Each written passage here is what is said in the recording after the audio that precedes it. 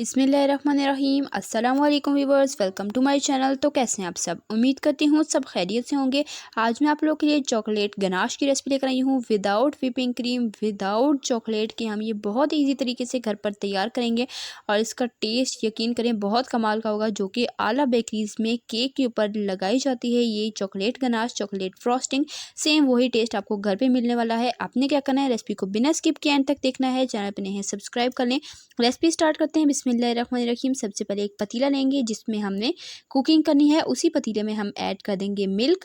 तो यहाँ पर 1 कप मैंने मिल्क ऐड कर दिया है। शुगर इसमें जाएगी हाफ कप से थोड़ी सी कम। तो मैंने मीठा जो है वो थोड़ा नॉर्मल रखा है। अगर आपको तेज़ पसंद है आप ज़्यादा भी ले सकते हैं। कोको पाउडर मैंने लिया है हाफ कप से थोड़ा सा कम, क्योंकि मेरा डार्क वाला था। अगर आपके पास लाइट हो तो आपने हाफ कप लेना है। तकरीबन 1 पिंच मैंने इसमें सॉल्ट का ऐड किया है और 1/4 टीस्पून मैंने वनीला एसेंस ऐड किया है। कॉर्नफ्लावर इसमें जाएगा 2 टेबलस्पून भरकर।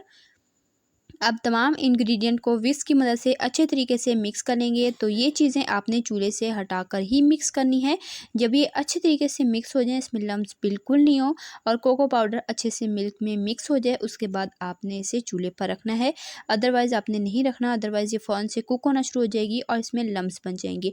तो पहले से अच्छे से यहाँ पर मैंने मिक्स कर लिया है। अब इसे चूल्हे पर रख देंगे। फ्लेम को बिल्कुल लो रखना है।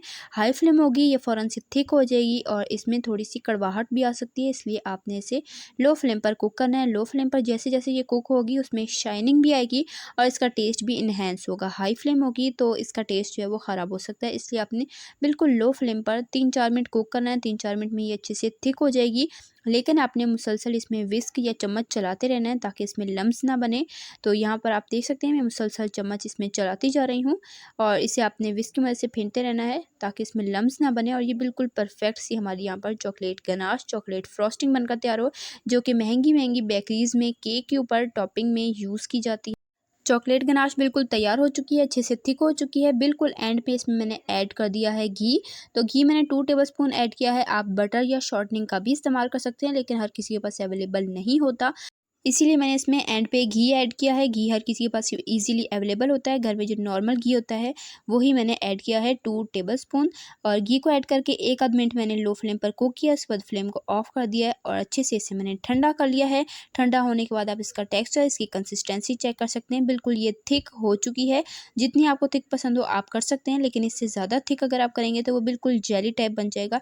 इसलिए इतनी थिकनेस बिल्कुल परफेक्ट है केक के लिए और ये बहुत ही टेस्टी चॉकलेट गनाश बनकर तैयार होती है। आप इसे एज इट इज़ भी खाएं तब भी बहुत ही टेस्टी है। तो आगे चल के मैं इस चॉकलेट गनाश को यूज़ करते हुए बहुत ही ज़बरदस्त सा केक बनाने वाली हूँ। तो आपने हमारे साथ कनेक्ट रहना है और रेसिपी को आपने एंड तक देखना है। अगर आप इसे स्टोर करना चाहते हैं, अच्छे तरीके से इसे ठंडा कर लें। उसके बाद किसी भी एयर टाइट शीशे का जार ले लें या कोई भी जार आप ले सकते हैं। उसमें आप इसे फिल करके फ्रिज में आप इसे 2-3 हफ्ते तक स्टोर कर सकते हैं। ये बिल्कुल भी ख़राब नहीं होती और जितनी ये ठंडी होगी उतना ही इसका कमाल का टेस्ट आएगा। गरम में वैसा टेस्ट नहीं आता जैसा कि ठंडे में आता है। तो अगर आपने चॉकलेट केक के ऊपर भी ये टॉपिंग करनी है तब भी आपने इसे अच्छे से ठंडा करके फिर आपने टॉपिंग करनी है। बहुत ही ज़बरदस्त सा केक बनकर तैयार होगा।